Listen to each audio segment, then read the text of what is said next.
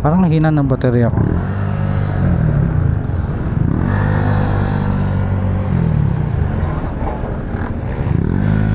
So Marilaki Gaming, sama natin, first time natin makakasama dito si si Lance. Ito yung motor natin, oh.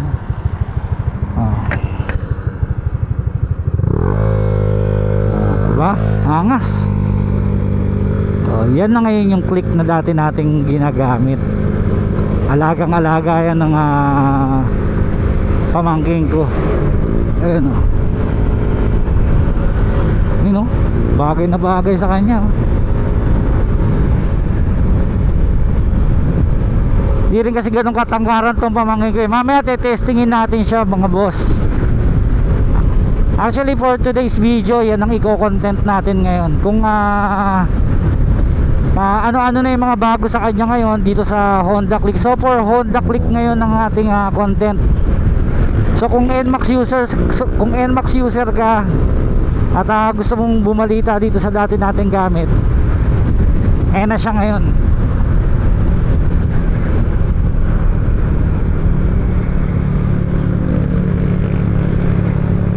So ito yung Honda Click na dati nating ginagamit. Ngayon kita nyo, ang angas na. Circuit concept ang kanyang sinusundan. Naka tail tidy yan, nakikita natin dito. Pero mamaya bibigyan ko kayo ng closer look dun sa mga bagong nakikabit nyo dyan sa Honda Click. So itong content natin for today's video is tungkol dito sa Honda Click na dati nating gamit. Kung ano na yung mga nailagay, kung kamusta ba. So meron na tayong naunang video dyan sa mga parts ng bagong Honda Click. Ang ganda sana kung maparepaint niya yan, eh. Alagang alaga ng pamangking ko yan. Hindi na nagpapalit ng brief yan, puta, makapagpalit lang ng pyesa. Yun, oh.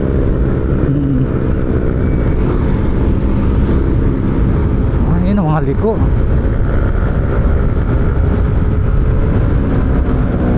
Habol tayo ng konti.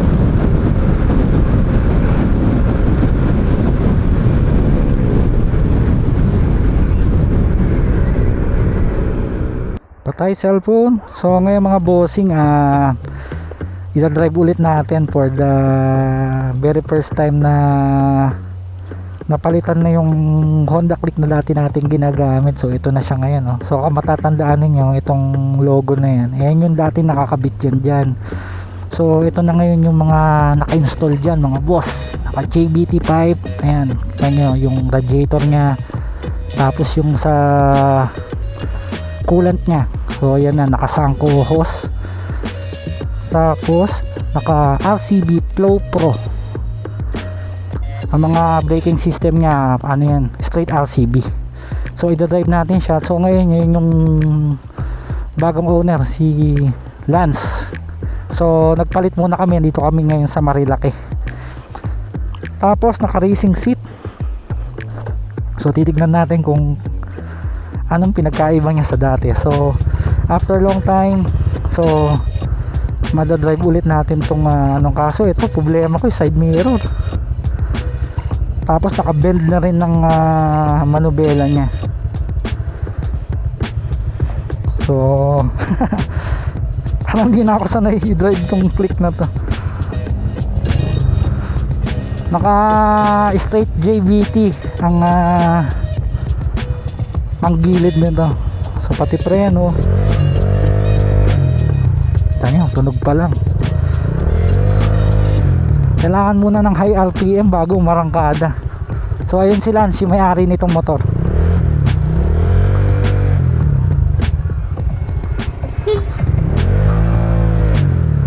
So baba ko lang tong visor ko, susundan ko na lang siya. Nakakatuwa naman to.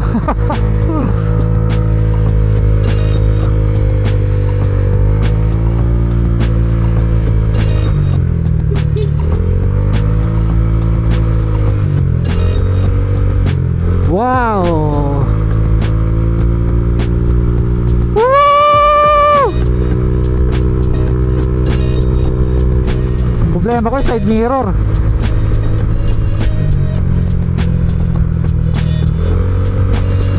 Teka lang, mukhang di yata nakabukas yung ano ko camera ko sandali.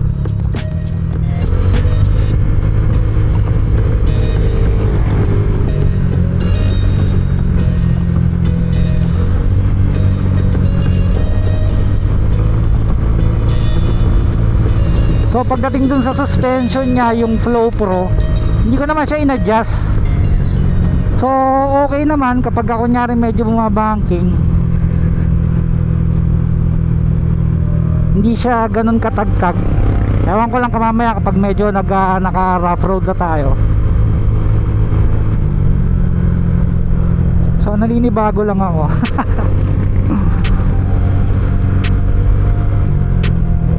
Hindi naman makita yung ano nito, yung panel.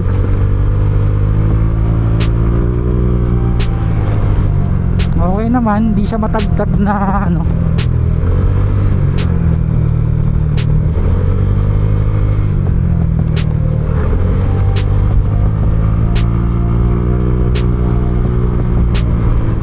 Stable naman siya. Malakas ang hatak. Nung ginamit ko to before, nung all stock pa to, pagka medyo mga paakyat, pagka hindi ka ganun na nakabuelo, mahihirapan kang ano, habulin.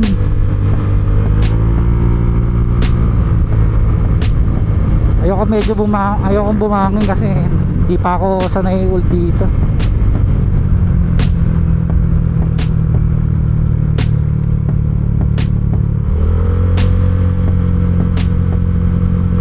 Baka mag-overshoot tayo, delikado.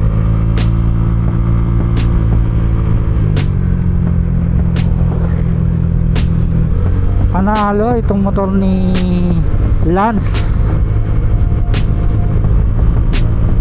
Sarap pala na nakapanggilid. Oh.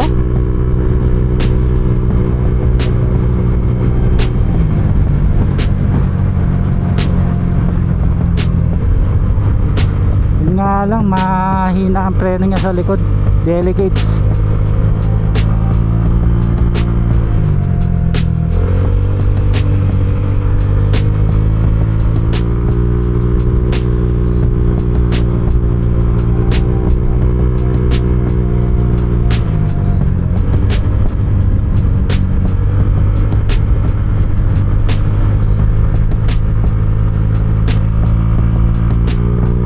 Paakyat, ang lakas ng hatak,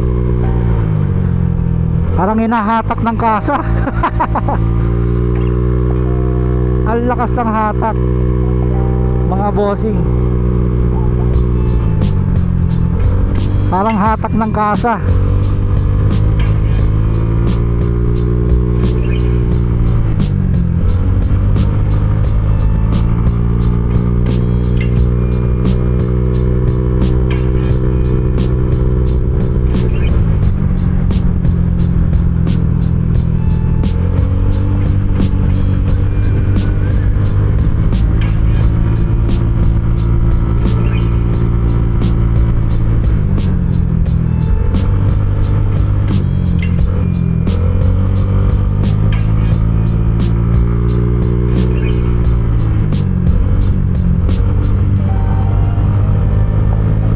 Lang tayo.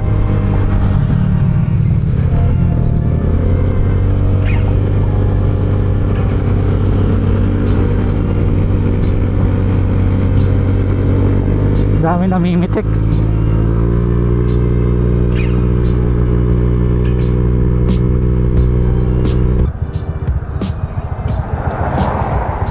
Pogi mo dyan Tatakot ako, walang preno sa una, sa likuran. Paano ginagawa mo? Sabay. Paano sabay? Wala nga yung likuran. Ano sabay? Hindi, pagka napagsabay mo sila, bahala na, no? walang to eh. Ano yan lang.